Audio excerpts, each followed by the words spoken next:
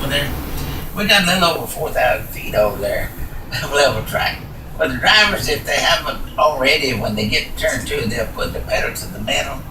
And what they're trying to do is get all the speed they can before they get to turn three over there. When they get to turn three, they got the same pitch like this, they will slow them down. Now let me tell you, there's been some changes over the last 2 or 3 years, and let me bring you up to date what's been taking place on it. You know, several years ago and several years after the track was in operation, they added a grandstand over here. And of course, that wouldn't be able to set 30,000 people over here. When they finished that, they named that the Allison Towers, and they did that to under 6-stop drivers from Hueytown, which is about 12 miles west of Birmingham. They were also known as the Alabama Gang. Of course, that was Bobby and Donnie Allison, David Cliffy Allison, Neil Bundy. Neil Bundy was the son-in-law to Bobby. Now, the other one, Mr. Red Farmer, and he's quite a character. I'll give you more information on him a little bit later on. All right, well, anyway, then they got this over here, and you know, they didn't have any seating. All they had was metal bench to sit on. Well, just for the April race in 2011, they came over and started putting cushions on those to make them a lot more comfortable. I came over and was having a little fun with it, and I told them, I said, you know what, I now understand why everybody stands up. The doggone seats got too hot and they couldn't sit there. Well, anyway, after the October race in 2009, they came in here and they took down the Allison Towers. They moved the fans from here and worked them in over there. The reason they did that, the people here could not see the race all the way around. People on the bottom over there could not see the race all the way around. So they moved everything on that side. And the reason they did that, because they put up some, for the May and October race last year, they put up several towers over there on a temporary basis and put the big screen television where the fans could see the entire race all the way around. Well, anyway, we got real good response from that, and the people seem to be real pleased about it. It was supposed to be on a 2-year basis, but now it looks like they're permanent anyway, because they're putting towers up there already, permanent type towers, so that's what it's going to be. When they got this all cleaned up, they said, what are we going to do over here? They thought about it a little bit, and they said, you know, the other side of the building over there got all kind of parking for motorhomes and travel trailers. So they just set some chairs out here for any of the fans coming out if they want to come there and just watch everything's going on during the race week. So it has really been accepted well by the fans themselves. Before they put restricted plates down, some of the cars coming along here would get as much as 218 miles an hour. Well, when they put the restricted plates on, that slowed them down to a little over 200 miles an hour coming through here. All right, now, you know, Mr. Farmer was quite a race driver from way back. He raced down in Pensacola, Mobile, Montgomery, and he was directly going to Birmingham International before he even thought about a track here. Just before the October race in 2009, he went to the office and requested they make a place available where he can race on the track over here. They started laughing like everything. They said, Mr. Farmer, you know we can't do that. They said, you're an old man. You're 78 years old. Well, if you knew Mr. Farmer, he's quite a character. He thinks he can do and say what he wants to, and he don't care whether you like it or not. Well, he didn't appreciate the decision made there, so he made several comments, which I wouldn't repeat. About a month later, he goes to that little dirt track over there and asks if they did race, and they started laughing like everything. I asked them, I said, well, how'd you do? That's all they said, okay. They wouldn't say anything else. You know, when they first built the track here, they did not allow motorhomes in the infield. All they had in the infield was U-Hauls, pickup cars, and tents.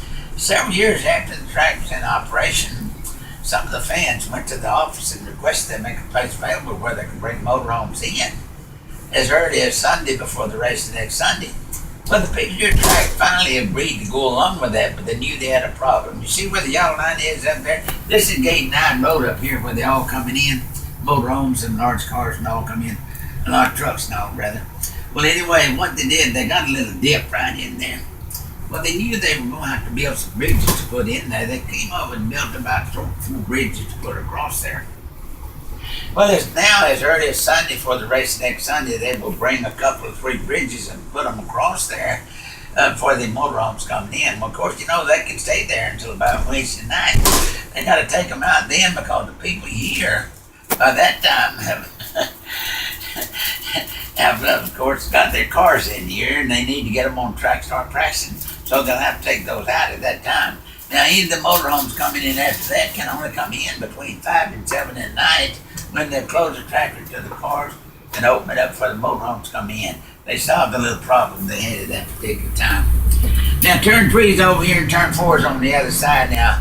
And of course that's the same setup on this side is on the other side, 33 degrees and about 5 stories high. Now if you look to the left over here, when the people here at track finally agreed to allow motorhomes in, they came over and put a fence over there and fixed up those lot numbers and all. What they thought that would be big enough to take care of any requests they might have had. Well, let me tell you, when they got ready to open this thing up, they realized they had oversold everything they had over there. They had to go across that fence to open up all the way to that road over there and make that available for motorhomes and travel trailers. Well, this has continued growing. Right now, you're looking at about 65% of the infield now covered motorhomes and travel trailers over there as well. Now, if you notice here, you do not have any hookups. When they came in, they went to the office and told them, said, look, we appreciate everything you've done, but you know what? We come in early in the week and we sit there until the race is over. We need showers. Well, let me tell you, if you look to the left, there are 2 long buildings side by side over there. One side for ladies and one for men. They did get their showers over there, by the way. Now, if you're watching the race in 2013, Tony Stewart come along here on the very last lap of the race. He called it the biggest wreck you've ever seen. He knocked out 25 cars scattered from here to the grandstand over there. A lot of them got them all up there. And you're talking about the black paint was left everywhere up there. It took the painters almost 2 months to get it all straightened out. Which, even though Tony actually admitted that he caused that wreck, and you know, Tony usually don't admit to anything.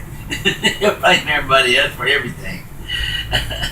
Now, if you look on the bottom over here at the grandstand, after the October race in 2009, they came in here and went about halfway on the bottom, and they came this way and took those old seats out and put new seats in. Now, the new seats they put in is about 2 inches wider. They're not metal; those are plastic, so they're a lot more comfortable. Those seats they took out, would you believe they put them up for sale, 4 for $99, would you believe? They went like hotcakes. They went so well until after the 8th race in 2010, they went the rest of the way over there and took the old seats out and put new seats in. Well, anyway, about 3 years ago, they called us up and said, would you believe we're getting low on seats now? I couldn't believe they had sold that many of those seats. So I did a little checking on my own to make sure that I knew what they were talking about. Which, believe it, when I found out was that some of the people were buying the seats and putting them on eBay and selling them for about twice what they paid for them.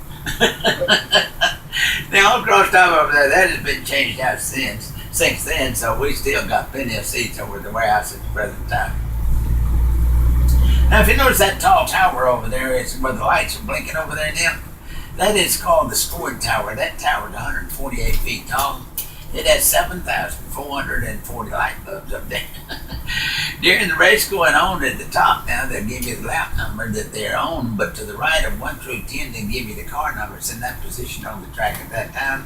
We know there's a constant change going on, so the next time they come around, it's altogether different. Below the 10 now, they pick up with 11 through 43 on the rotary, and they'll give you the car number in that position as well. The amount of energy it takes to operate that thing over there would actually take care of 5 3-bedroom homes for the same period of time. All across top, they'll have spotters that they'll be available if any fans need assistance of any kind.